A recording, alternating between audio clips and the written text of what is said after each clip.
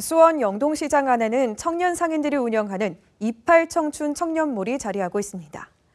시장에 활력을 불어넣을 거란 기대 속에 올해로 4년차를 맞았는데요. 하지만 장소 제약의 코로나 사태까지 겹치면서 제대로 운영이 되지 않고 있습니다. 청년몰 사업의 현 주소를 먼저 김효승 기자가 짚어봅니다. 수원 28청춘 청년몰입니다. 점심시간이 다가오지만 푸드코트에는 손님이 단 한 명도 없습니다. 9곳의 음식 매장 가운데 문 연 곳은 3곳뿐. 최근 정부의 지원으로 유명 셰프의 도움을 받아 개업한 곳도 하루하루가 걱정입니다. 3월에 오픈을 하게 됐는데 거의 배달 위주로 나가고 있고 홀은 10만 원도 못 넘을 때도 있고 5만 원도 못 넘을 때도 있고. 많은 고민 끝에 창업했지만 코로나 사태가 예상보다 더 큰 벽이라고 말합니다. 부모님께 돈도 빌리고 지인한테 돈도 빌리고 하다 보니까 압박감이 많은데 솔직히 매출이 너무 안 나오니까 내가 지인분들 주변 사람들한테 너무 실망감을 줄 것 같다라는. 28청춘 청년몰은 지난 2017년 영동시장이 장소를 제공하고 소상공인진흥공단과 수원시가 비용을 지원해 조성했습니다. 하지만 운영 4년을 맞은 청년몰 28개 매장 가운데 4곳은 아예 비었고 입점한 매장도 문 연 곳을 찾아보기 힘듭니다. 지난 2019년 정부의 관리 인력이 철수한 이후 청년들이 자체적으로 운영과 홍보를 해왔는데 그나마도 코로나 사태에 협업이 어렵게 됐습니다. 다 같이 이렇게 행사를 기획하거나 아이디어를 짜려면 일단은 뭔가 좀 모이기도 조금 쉬워야 되고 코로나가 영향이 조금 크기 때문에 저희가 계속 진행했었던 무슨 체험이나 행사 같은 거를 못하게 되어가지고 입지의 태생적 한계에 더해 코로나까지 겹치면서 더욱 어려움을 겪고 있는 수원 청년몰. 일부 청년들은 온라인 등을 통해 활로를 모색해가고 있지만 청년몰 자체의 인지도는 여전히 낮습니다.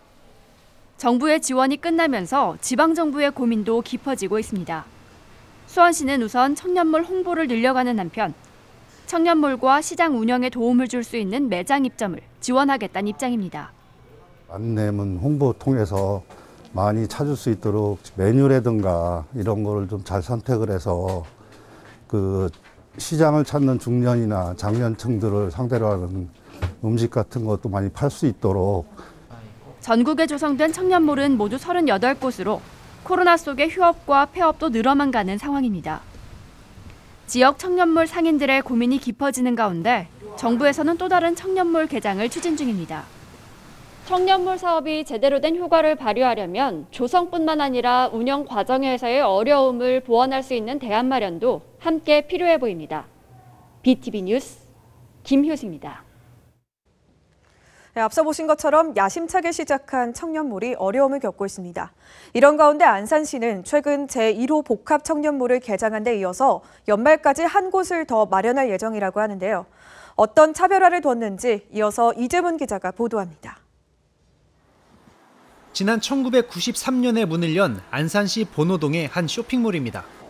과거 안산시 상록구 지역의 중심 상권이었는데 주변의 신도시 개발과 대형 마트들의 입점으로 활기를 잃었습니다.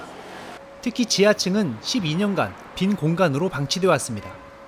그랬던 공간에 음식점과 공방, 독립서점과 사진관 등 20개의 점포가 새롭게 들어섰습니다. 점포를 운영하는 업주들은 20, 30대의 젊은 청년들. 신앙코아 전통시장 복합 청년몰 톡은 침체된 상권을 살리면서 청년들에게 창업의 기회를 주는 공간입니다. 저는 이제 요리를 계속 했던 사람이고 이쪽 사업을 위해서 계속 준비를 하고 있었고요. 그래서 요리 공부를 하기 위해서 외국에서도 이제 스스로 가서 더 많은 것들을 배워와가지고. 안산 청년몰 톡이 다른 지역의 청년몰과 다른 특징은 임대료 걱정 없이 사업을 시작할 수 있다는 것.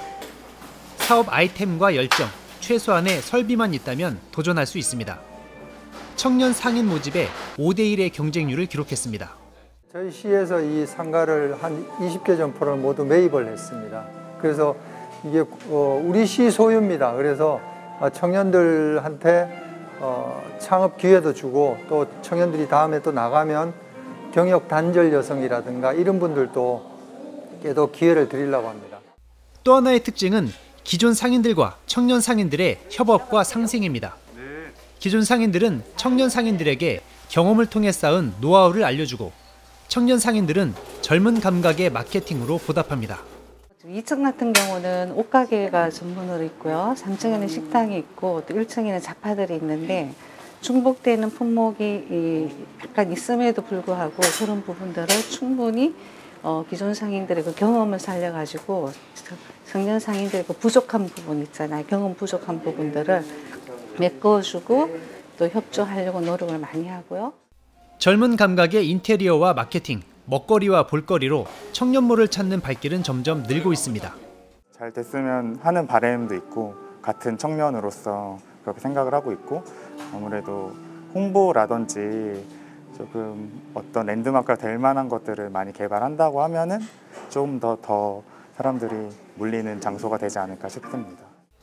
안산시는 지역의 현안인 빈 상가들의 활용과 상권 활성화, 청년들의 창업기회 제공을 위해 올해 말까지 청년몰 한 곳을 더 개장할 예정입니다. BTV 뉴스 이재문입니다.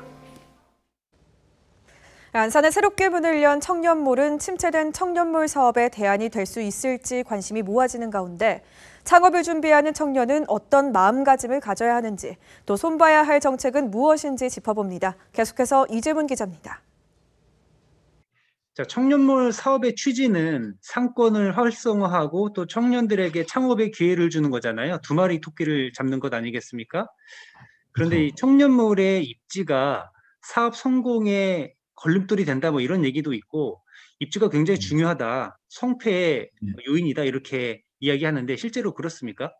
활성화가 안 된 부분, 낙후되어 있는 입지를 하기 때문에 필연적으로 접근해야 될 것 같아요. 그 상황은. 성공에 대한 어떤 기준이 워낙 다르기 때문에 제가 봤을 때는 시장 쪽에서 봤을 때는 청년 상인, 청년몰이 들어오면 일단은 좋다고 생각을 하는 거거든요. 예를 들면 막 굉장히 낙후되어 있고 이런 상황들이 다시 재조성되기 때문에 그런 쪽에서 봤을 때는 시장 상인들은 반기는 편이죠, 사실. 그러니까 이게 관점에 따라서 어느 입장이냐에 따라서 성공이냐 실패냐 이 관점이 좀 달라질 수 있다는 얘기네요. 뭐 속된 말로 산 꼭대기에 있어도 정말 진정성이 있는 상품이 있고 상점이 있다면 찾아가거든요, 사실은. 그런데 사실 청년몰도 마찬가지예요. 상중턱에 있다고 생각하면 되는데 사실은 영향력이죠, 사실. 호불호가 갈려도 일단은 방문을 하거든요. 그런데 이제 제 방문은 거기에 맞게 보장되지는 않잖아요. 그래서 사실 진정성 있는 고객을 확보하는 기회로 삼으면 어떨까라는 생각도 가져요. 제품을 다시 한번 재고해 보는 기회도 삼고 그다음에 메뉴 같은 경우에도 개발을 하고 그러니까 코로나가 다 아시겠지만은 영원히 지속되는 건 아니잖아요, 사실. 그랬을 때 조금 숨을 고르는 계기를 만드는 게 낫지 않을까라는 생각이 들어요.